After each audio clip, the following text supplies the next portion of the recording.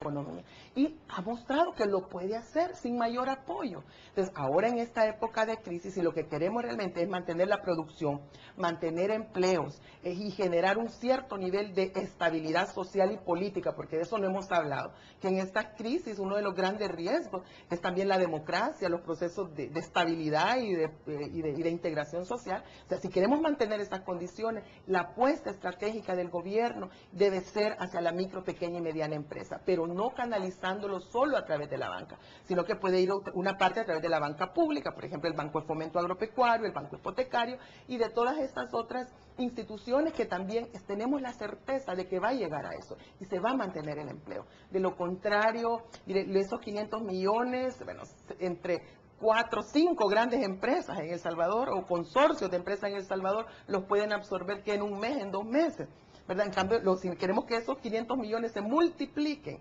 y lleguen a más y más personas y que puedan realmente contribuir al mantenimiento de esta estabilidad económica y social, tiene que irse al sector de la micro, pequeña y mediana empresa. El agro es un buen lugar para invertir ese dinero. Es el mejor lugar para invertir. ¿Aun cuando es de alto riesgo? Depende, fíjese, porque también yo no creo que sea el de alto riesgo. Ha sido un sector de los más olvidados y de los más golpeados por las políticas económicas, sobre todo por la política comercial del gobierno salvadoreño en los últimos casi 20 años. Pero en este momento, que es un momento como de redefinición, lo de las crisis económicas se repite mucho a cada rato, que es un momento de oportunidad. Bueno, ese podría ser también un momento de oportunidad para arreglar las cosas que se han hecho mal, y es apostarle al agro, y no solo por los empleos que puede generar, sino que también por la producción de alimentos, porque es otra cosa. En este es un momento que debemos de aprovechar para fortalecer la producción interna de alimentos, lo que se llama la soberanía alimentaria, la autosuficiencia alimentaria.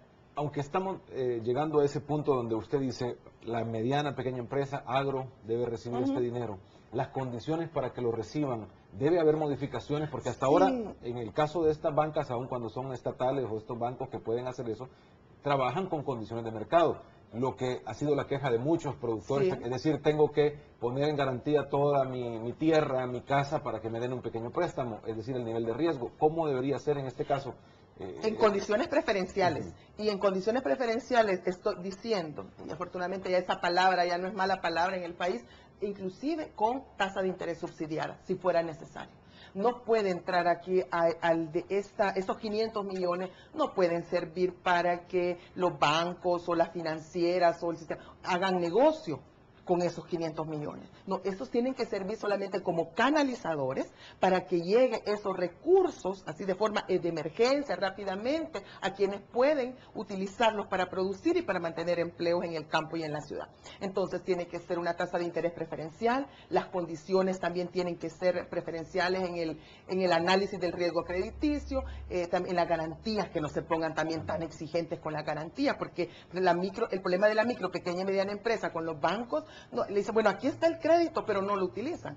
¿Pero por qué no lo utilizan? Por la evaluación del riesgo crediticio y por la evaluación de las garantías. O sea, realmente son casi prohibitivas, pues, las condiciones que ponen para... Entonces tienen que ser en condiciones preferenciales y no es para que hagan el negocio, no es para aumentar la tasa de ganancia o la tasa de rentabilidad de estas instituciones financieras, sino que deben de cumplir una función social. Y entonces, y de aquí es porque es tan importante que un país cuente con una banca de desarrollo, que es la gran ausente también dentro de todo este esquema de la política pública en El Salvador, porque una banca de desarrollo realmente estaría pensando en el desarrollo del país. Pero cuando se habla de que estos 500 millones van a ser entregados a la banca comercial por la compra de cartera clasificada A, es decir, ahí no estamos hablando de esto. Estamos hablando solamente de trasladarlo a la banca comercial. Sí, si fuera este el caso, pero no está claro que esa va a ser la modalidad de, digamos, el mecanismo para que se canalicen esos créditos.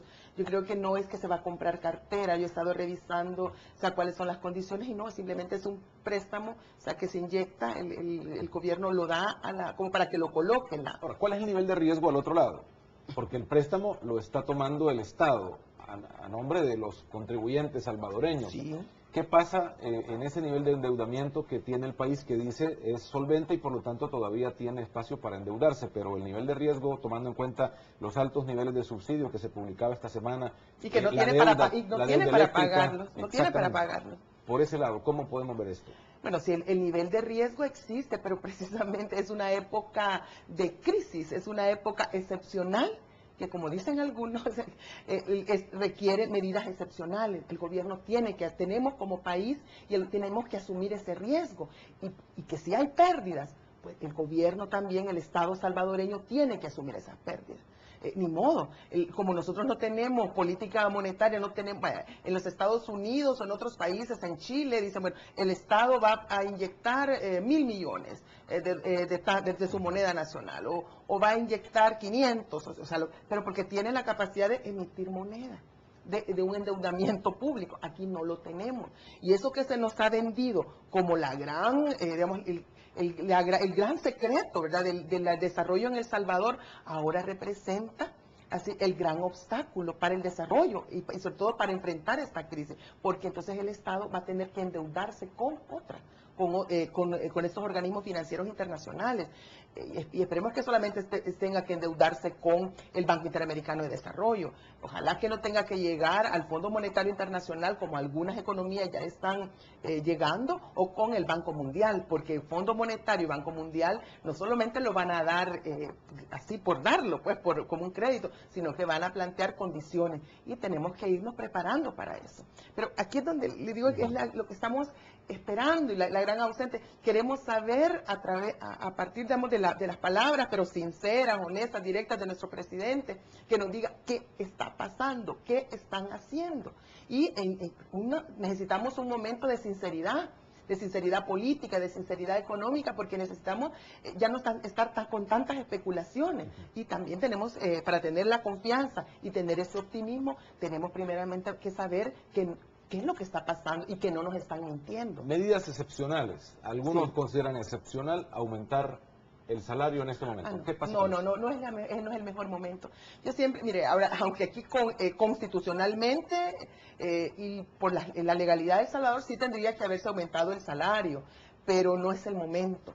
No es el momento, sino que el momento, porque va a generar, yo en esto sí coincido, que puede mandar una señal negativa a las empresas y puede haber destrucción de empleo en eso.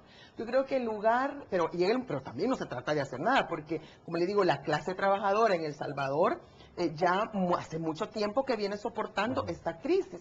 Y también hay que olvidar que dicen que el salario se aumenta cuando aumenta la productividad. Pero eso ya lo dieron los datos del PNUD, ¿verdad? Nos dijo que la productividad en El Salvador ha crecido casi al 37% en los últimos años y los salarios no han crecido. Entonces, eso no es verdad, ¿verdad? Que porque aumenta la productividad, aumentan los salarios. Pero yo creo que aquí se necesita el tema de los pactos. Pero no son esos grandes pactos nacionales, sino que se necesitan pactos en las empresas también.